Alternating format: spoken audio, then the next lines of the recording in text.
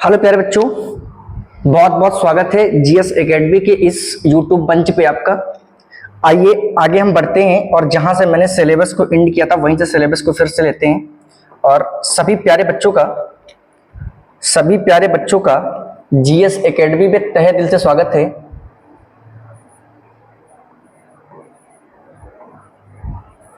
GS academy में तहे दिल से स्वागत है। तो प्यारे बच्चों, हम आगे डिस्कस करेंगे। आज हम आगे डिस्कस करेंगे कुछ अदर्स रिएक्शंस, कुछ महत्वपूर्ण अदर्स रिएक्शंस होंगी हमारी। तो मैं डाल देता हूं हेडिंग अदर्स रिएक्शन,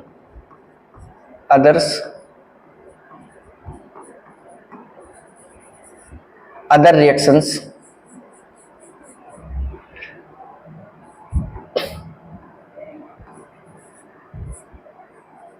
कुछ अभिक्रियाएं जो शेष रह गई थी इनके ऊपर डिस्कस करेंगे। कुछ अदर्स अभिक्रियाएं जो शेष रह गई थी इनके ऊपर डिस्कस करेंगे प्यारे बच्चों। तो हेडिंग लगाएंगे कुछ अदर्स रिएक्शंस। अदर्स रिएक्शंस में प्यारे बच्चों क्या क्या रह गया था? प्यारे बच्चों, आज हमें पढ़ना है एक्सोथर्मिक यानी ऊष्माक्षेपीय अभिक्रिया। दूसरा नंबर पे हमें पढ़ना है प्यारे बच्चों एंडोथर्मिक यानी ऊष्माशोषीय अभिक्रिया।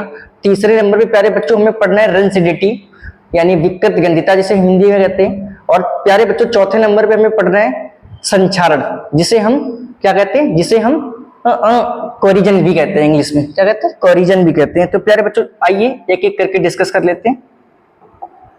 सबसे पहले फर्स्ट ऑफ ऑल प्यारे बच्चों हम बात करेंगे किसकी? हम बात करेंगे प्यारे बच्चों एक्सोथर्मिक की।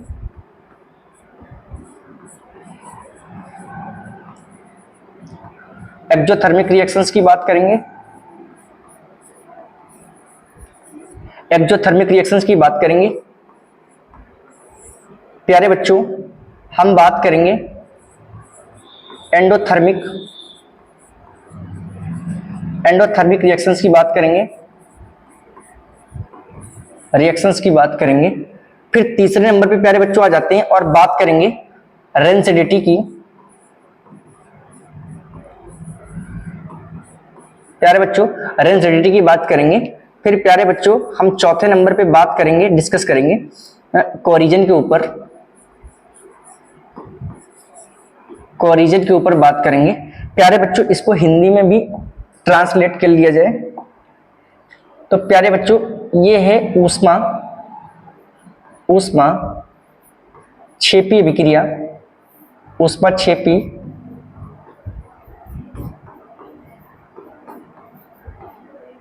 अभिक्रिया। फिर प्यारे बच्चों दूसरे नंबर पे बात करेंगे ऊष्माशोषीय अभिक्रिया की। ऊष्माशोषीय अभिक्रिया की बात करेंगे। फिर प्यारे बच्चों हम बात करेंगे प्यारे बच्चों विकृत गंधिता की।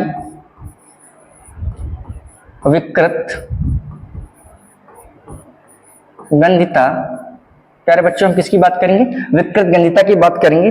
फिर प्यारे बच्चों हम बात करेंगे संचारण की, जिसे हम आम भाषा में प्यारे बच्चों जंग लगना कहते हैं। क्या कहते हैं? जंग लगना कहते हैं प्यारे बच्चों। ठीक है, तो प्यारे बच्चों हम इन चार टॉपिक को अच्छे तरीके से डिस्कस करेंगे, ताकि ये पेपर के पॉइंट ऑफ व्यू से कोई भी हमारा टॉपिक डिसबैलेंस ना हो और हम अच्छे मार्क्स कर पाए पेपर के अंदर। तो प्यारे बच्चों हम बात करते हैं। तो प्यारे बच्चों हम सबसे पहले बात करेंगे हम इसके डिफिनीशंस। ठीक है, हम इसके डिफिनीशंस एंड एग्जाम्पल्स की बात करेंगे। प्यारे बच्चों एग्जाम्पल्स की बात करेंगे। यही प्रोसेस सेम इसमें भी इंप्लीमेंट करेंगे। फिर प्यारे बच्चों यहाँ इन दोनों सेशन के ऊपर हम थोड़ा सा डिस्कस करेंगे। इन दोनों सेशंस के ऊपर बच्चों हम डिस्कस करेंगे और यहाँ डिस्कस ये करेंगे कि हमें यहाँ डिफिनीशन के साथ साथ प्यारे बच्चों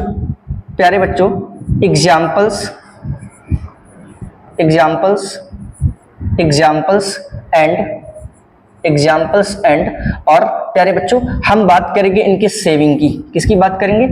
प्यारे बच्चों हम इनके सेविंग की बात करेंगे। ठीक है, सेविंग यानी बचाव की बात करेंगे।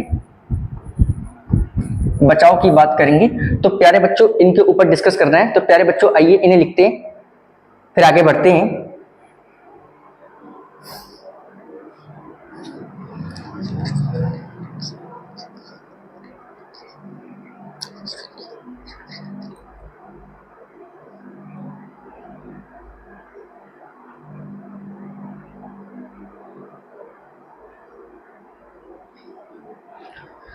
तो प्यारे बच्चों फर्स्ट ऑफ ऑल सबसे पहले हम हेडिंग लगाते हैं।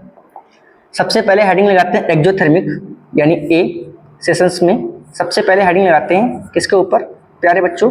सबसे पहले ऊष्मा क्षेपी अभिक्रिया के ऊपर लगाते हैं। ऊष्मा क्षेपी अभिक्रिया, ऊष्मा क्षेपी अभिक्रिया के ऊपर बात करेंगे प्यारे बच्चों। जैसा कि हालांकि ऊपर लिखा हुआ है कि हम इसे इंग्लिश में एक्जोथर्मिक रिएक्शंस के नाम से भी जानते हैं। तो प्यारे बच्चों इसके ऊपर लिखते हैं ऐसी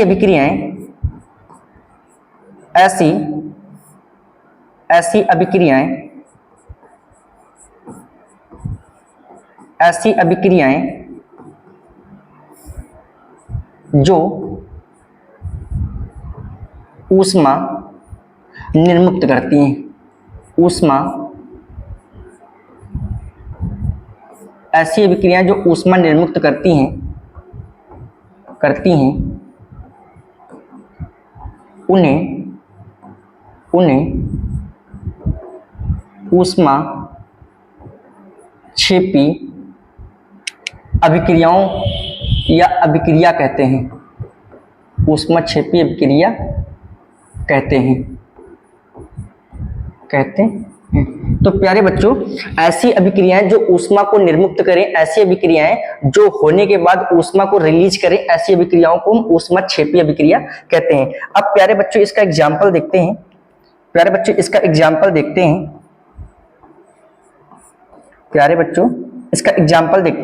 जैसे प्यारे बच्चों C+O2 जब कार्बन को ऑक्सीजन के साथ रिएक्ट किया जाता है तो ये बनता है CO2 और साथ में आपको हीट भी प्रोड्यूस करता है, यानी हीट भी रिलीज करके देता है। तो ऐसी अभिक्रिया, जैसा हालांकि हमने डेफिनेशन में लिख रखा है सर, ऐसी अभिक्रियाएं जो ऊष्मा को निर्मुक्त करती हैं उन्हें ऊष्मा क्षेपी अभिक्रिया कहते हैं या ऊष्मा क्षेपी अभिक्रिया के नाम से जानते हैं। जैसे मैंने कहा कि कार्बन ऑक्सीजन के साथ कनेक्ट हो रहा है तो कार्बन डाइऑक्साइड बन रहा है, या ऑक्सीजन की उपस्थिति में जल रहा है तो कार्बन डाइऑक्साइड बन रहा है और साथ में आपको हीट भी प्रोड्यूस करके दे रहा है। तो इसका मतलब ऐसी अभिक्रियाएं जो ऊष्मा को निर्मुक्त करती हैं, ऊष्मा को बाहर करती हैं, ऐसी अभिक्रियाओं को ऊष्मा क्षेपी अभिक्रिया कहते हैं। दूसरा एग्जाम्पल प्यारे बच्चों अगर हम बात करें यहाँ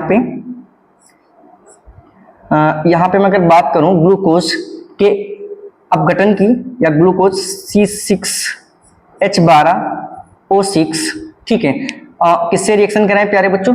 रिएक्शन प्यारे बच्चों हम यहाँ पे कराएं O2 से। किससे कराएं? O2 से कराएं। तो प्यारे बच्चों यहाँ क्या होगा? यहाँ बनेगा CO2 प्लस H2O प्यारे बच्चों। तो यहाँ से और हमें क्या मिल जाएगा? हमें सर हीट मिल जाएगा। क्या मिल जाएगा? हीट मिल जाएगा। क्या रिएक्शन बैलेंस है? नहीं बैलेंस है। हम बैलेंस करने के लिए क्या करेंगे? कार्बन की काउंटिंग करें। कार्बन 6 है और यहाँ एक कार्बन है तो यहाँ 6 लगा देंगे। क्या लगा देंगे प्यारे बच्चों? 6 लगा देंगे। ठीक है प्यारे बच्चों आगे बढ़ते हैं। यहाँ कितने हाइड्रोजन है प्यारे बच्चों? यहाँ 12 हाइड्रोजन है। प्यारे बच्चों यहाँ कितने हाइड्रोजन आपके पास? सर यहाँ मेरे पास 2 हाइड्रोजन है तो 6 लगा देंगे। तो 6 और 6 दूनी 12 और 6 कार्बन। अब प्यारे बच्चों ऑक्सीजन कितने? सर ऑक्सीजन यहाँ पे 6 ऑक्सीजन, ये देखो 12 ऑक्सीजन, 6 दूनी 12 ऑक्सीजन ये देखो और 6 ऑक्सीजन ये देखो। तो कितने ऑक्सीजन हो गए प्यारे बच्चों? सर यहाँ पे 6 12 और 6 18 ऑक्सीजन हो गए। सर आपके पास कितने ऑक्सीजन है? सर मेरे पास ऑक्सीजन की संख्या 6 है। कितनी? 6। तो प्यारे बच्चों हम यहाँ क्या लगा देंगे? 6 लगा देंगे। क्या लगा देंगे? 6 लगा देंगे। 6 दूनी 12 और 12 6 18 प्यारे बच्चों। तो आइए लिखते हैं इसको अच्छे तरीके से।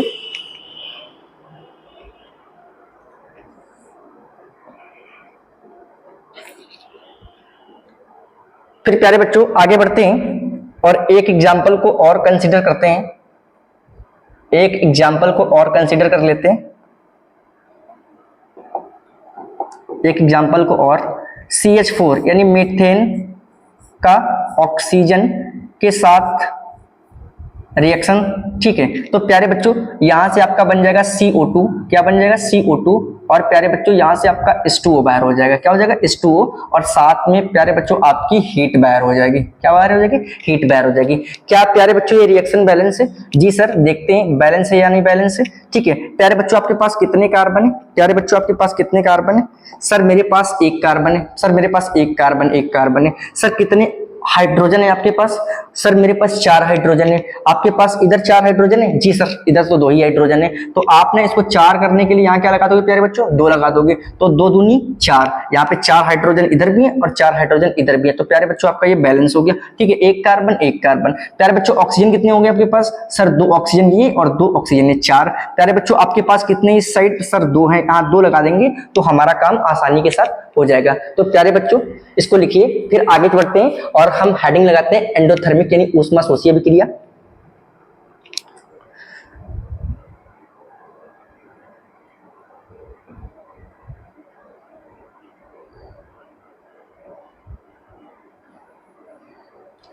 प्यारे बच्चों चलते हैं और दूसरी हेडिंग लगाते हैं। दूसरी हेडिंग लगाते हैं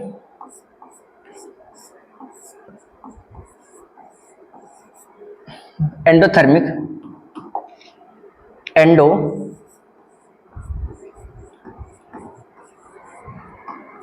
रिएक्शंस।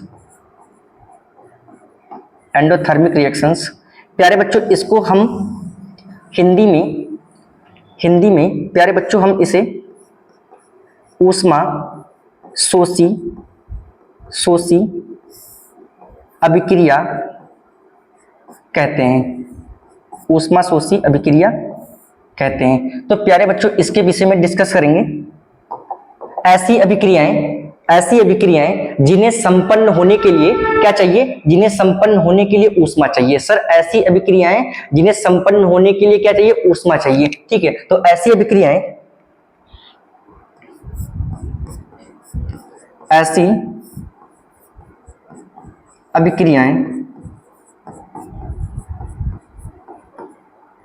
ऐसी अभिक्रियाएं जो ऊष्मा का शोषण करती हूं। ऐसी अभिक्रियाएं जो ऊष्मा का शोषण करती हूं अर्थात ऊष्मा लेती हूं। ठीक है, ऐसी अभिक्रियाएं जो ऊष्मा का शोषण करती हूं अर्थात ब्रैकेट के अंदर प्यारे बच्चों इसको लिख देते हैं, अर्थात ऊष्मा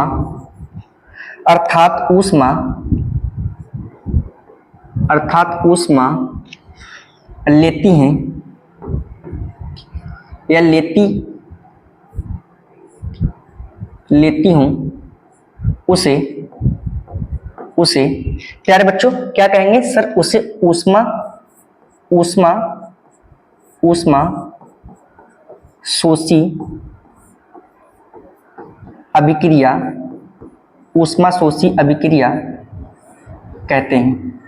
ऊष्मा शोषी अभिक्रिया कहते हैं। ठीक है, जैसे इसका एग्जाम्पल प्यारे बच्चों क्या बनेगा? हमने क्या कहा? सर ऐसी अभिक्रिया जिसको होने के लिए ऊष्मा की जरूरत पड़ती है, या ऐसी अभिक्रियाएं जिन्हें होने के लिए ऊष्मा चाहिए, तो उन्हें हम किस अभिक्रिया के नाम से जानते हैं? प्यारे बच्चों हम उन्हें ऊष्मा शोषी अभिक्रिया के नाम से जानते हैं। इसका एग्जाम्पल प्यारे बच्चों देखते हैं। प्यारे बच्चों इसके एग्जाम्पल की अगर मैं बात करूं तो प्यारे बच्चों यहां से आपका N2 गैस और ऑक्सीजन गैस जब आपस में रिएक्ट करती हैं, अभिक्रियाएं करती हैं, ठीक है, और इसको होने के लिए क्या चाहिए प्यारे बच्चों? ऊष्मा चाहिए। क्या चाहिए प्यारे बच्चों? ऊष्मा चाहिए। तो ये बनता है नाइट्रस ऑक्साइड। प्यारे बच्चों क्या बनता है? Nitrous oxide. क्या प्यारे बच्चों नाइट्रस ऑक्साइड, इस तरफ का नाइट्रस ऑक्साइड और नाइट्रोजन और ऑक्सीजन गैस का बैलेंस है। अगर मैं मॉलिक्यूल्स को बैलेंस करूं तो प्यारे बच्चों क्या होगा? सर यहाँ 2 नाइट्रोजन है, यहाँ 2 ऑक्सीजन है। सर यहाँ 1 नाइट्रोजन है, 1 ऑक्सीजन है। तो प्यारे बच्चों यहाँ क्या लगा देंगे? तो प्यारे बच्चों यहाँ 2 लगा देंगे। क्या लगा देंगे प्यारे बच्चों? 2 लगा देंगे तो हमारी रिएक्शन क्या हो जाएगी? बैलेंस हो जाएगी। सर एक रिएक्शन और देखते हैं। सर एक रिएक्शन है कि PCl5 यानी फास्फोरस पेंटाक्लोराइड को अगर मैं हीट की प्रेजेंस में तोड़ूंगा तो क्या बनेगा? सर PCl5, ठीक है, PCl5 PCl5। और ये प्यारे बच्चों रिवर्सिबल रिएक्शन होती है, ठीक है। और इसको चाहिए होती है हीट, क्या चाहिए होती है? हीट चाहिए होती है, ऊष्मा चाहिए होती है। यानी ये अभिक्रिया ऊष्मा के तहत ही टूटती है, ऊष्मा का शोषण करके टूटती है। तो इसका मतलब प्यारे बच्चों ये बदल जाएगा PCl3 के अंदर। और प्यारे बच्चों यहाँ से कौन सी गैस बाहर चली जाएगी? सर क्लोरीन गैस बाहर चली जाएगी। कौन सी गैस? क्लोरीन गैस बाहर चली गई। इसको फास्फोरस टेट्राक्लोराइड बोलते हैं प्यारे बच्चों, और ये फास्फोरस पेंटाक्लोराइड है। तो प्यारे बच्चों इसको लिखिए अच्छे तरीके से आप।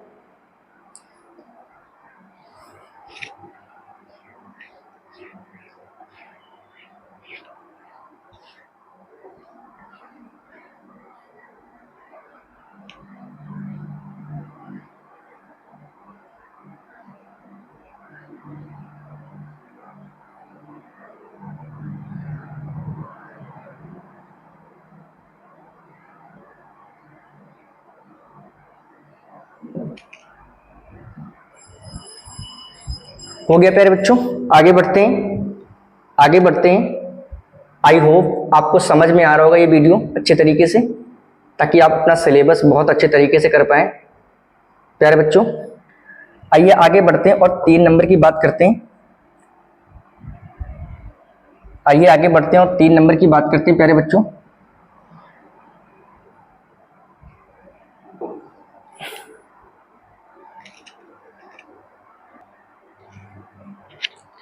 तीन नंबर की बात करते हैं प्यारे बच्चों, आगे बढ़ते हैं। और 3 नंबर में मैंने क्या डाला था? शायद मैंने डाला था रेंसिडिटी। क्या डाला था? रेंसिडिटी, डिटी, जिसे हम किस नाम से जानते हैं प्यारे बच्चों? सर जिसे हम विकृत गंधिता के नाम से जानते हैं। किसके नाम से जानते हैं प्यारे बच्चों? विकृत गंधिता के नाम से जानते हैं। अब इसको लिखने की जरूरत नहीं है, हेडिंग ऐसे ही बना देंगे, ठीक है प्यारे बच्चों। अब हम इसको डिस्कस करेंगे, ठीक है। विकृत गंधिता का मतलब प्यारे बच्चों क्या होता है कि हम थोड़ा सा डिस्कस करेंगे एक नॉर्मल वे में या एक नॉर्मल भाषा में, कि जैसे मान लीजिए हमारे यहाँ कोई पकवान बनते हैं, ठीक है, तेल से बने हुए पकवान बनते हैं, तो हम उनको ना ज्यादा दिनों तक रख नहीं सकते हैं। तो ज्यादा दिनों तक रखने से उनमें दुर्गंध आने लगती है और वो बेकार हो जाते हैं, तो हम इसे ही विकृत गंधिता कहते हैं। तो इसको अगर साइंस वे में लिखेंगे प्यारे बच्चों तो कैसे लिखेंगे? तो प्यारे बच्चों यहाँ पे लिखते हैं तेलीय खाद्य पदार्थों को, तेलीय खाद्य पदार्थों को, तेलीय खाद्य पदार्थों को लंबे समय तेलीय खाद्य पदार्थों को लंबे समय तक रखने से उनसे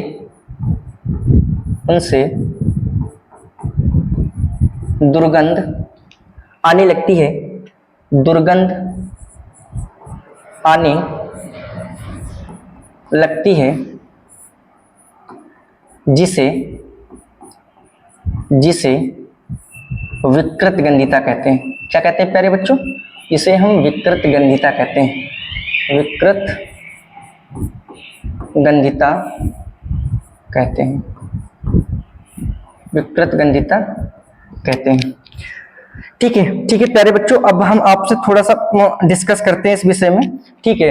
आपने देखा होगा जो चिप्स का पैकेट आता है या फिर बहुत सारी ऑयली चीजें आती हैं पैकेट्स के अंदर, तो पैकेट्स के अंदर देखा होगा आपने गैस भरी होती है, ठीक है। वो गैस इसलिए भरी होती है प्यारे बच्चों ताकि हम तेली खाद्य पदार्थों को विकृत गंधिता से आसानी से बचा सकें, ठीक है। या कभी कभी ऐसा होता है कि हम मार्केट जाते हैं और उस चिप्स का पैकेट ले आते हैं जिसमें ऑलरेडी पहले से ही नाइट्रोजन गैस बाहर निकल चुकी होती है, तो वो उसका स्वाद, ठीक है, उसमें दुर्गंध और उसका स्वाद ही बदल जाता है। तो फिर हम कहते हैं ये पैकेट खराब है, शायद एक्सपायर हो गया, उसको फेंक देते हैं। तो प्यारे बच्चों ऐसा नहीं है, ठीक है। तो प्यारे बच्चों हम अब जान गए हैं कि हमें किससे बचना है, हमें विकृत गंधिता से बचना है, यानी उस पैकेट में विकृत गंधिता रही होगी इसलिए से पैकेट खराब हो गया। एग्जाम्पल की अगर मैं बात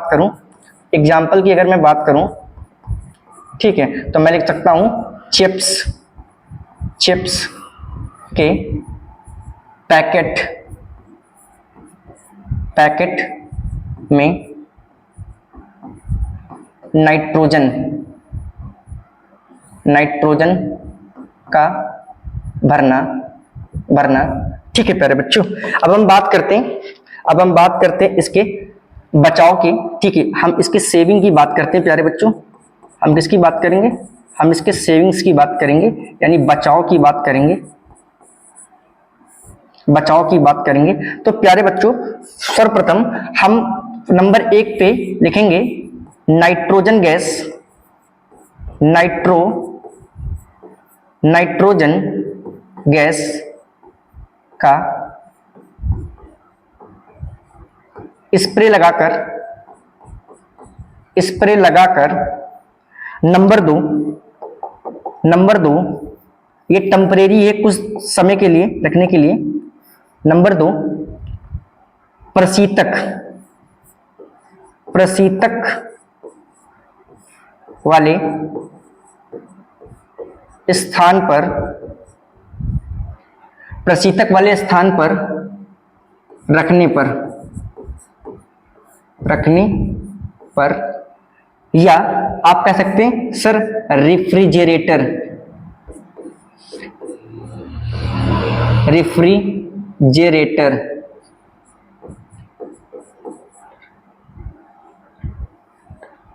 ठीक है, रेफ्रिजरेटर ने फ्रिज में रखने पर, ठीक है, फ्रिज में रखने पर, ठीक है। तो हम इसका ऐसे कुछ समय के लिए बचाव कर सकते हैं। तो प्यारे बच्चों हमने क्या पढ़ा? रेसिडिटी, ठीक है, तेली खाद्य पदार्थों को हम लंबे समय तक रखने से उनसे क्या आने लगती है? दुर्गंध आने लगती है, ठीक है, जिसे हम विकृत गंधता कहते हैं। जैसे चिप्स के, हम इसका एग्जांपल देखते हैं, चिप्स के पैकेट में नाइट्रोजन गैस का भरना, ठीक है। अब हम तो इससे बचाव कैसे करेंगे? नाइट्रोजन गैस का स्प्रे लगाकर प्यारे बच्चों, और प्रशीतक वाले स्थानों पर रखने पर, यानी रेफ्रिजरेटर में रखने पर, ठीक है प्यारे बच्चों। फिर थोड़ा सा आप लिखिएगा, फिर आगे चलते हैं।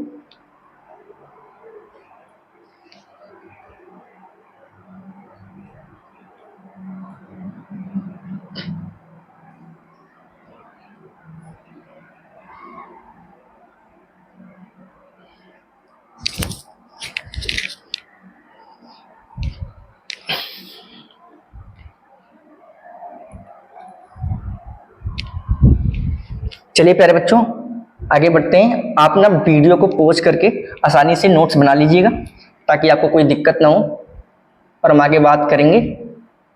आगे हम बात करते हैं प्यारे बच्चों, किसकी बात करेंगे? हम सर बात करेंगे नेक्स्ट टॉपिक की बात करेंगे, और इसका नाम है कोरिजन। क्या नाम है प्यारे बच्चों? कोरिजन। कोरिजन को प्यारे बच्चों हम क्या कहते हैं? संक्षारण। क्या कहते हैं? संक्षारण।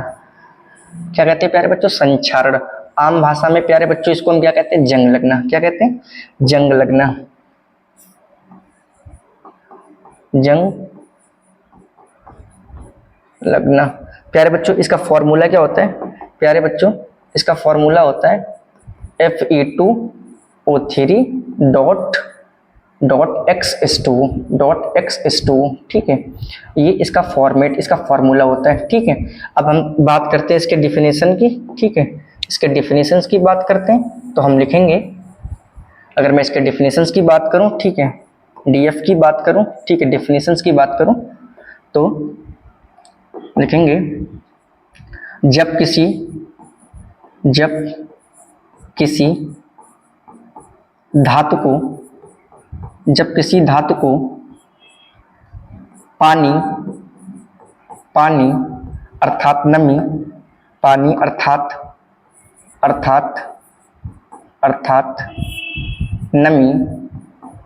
नमी, जब किसी धातु को पानी अर्थात नमी के संपर्क में,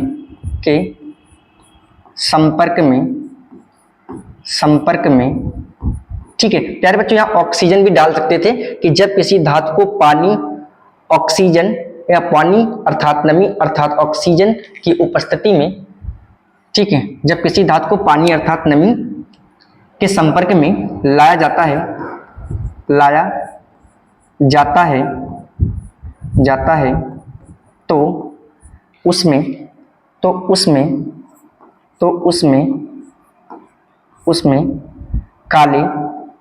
तो उसमें काले या हरे रंग की परत चढ़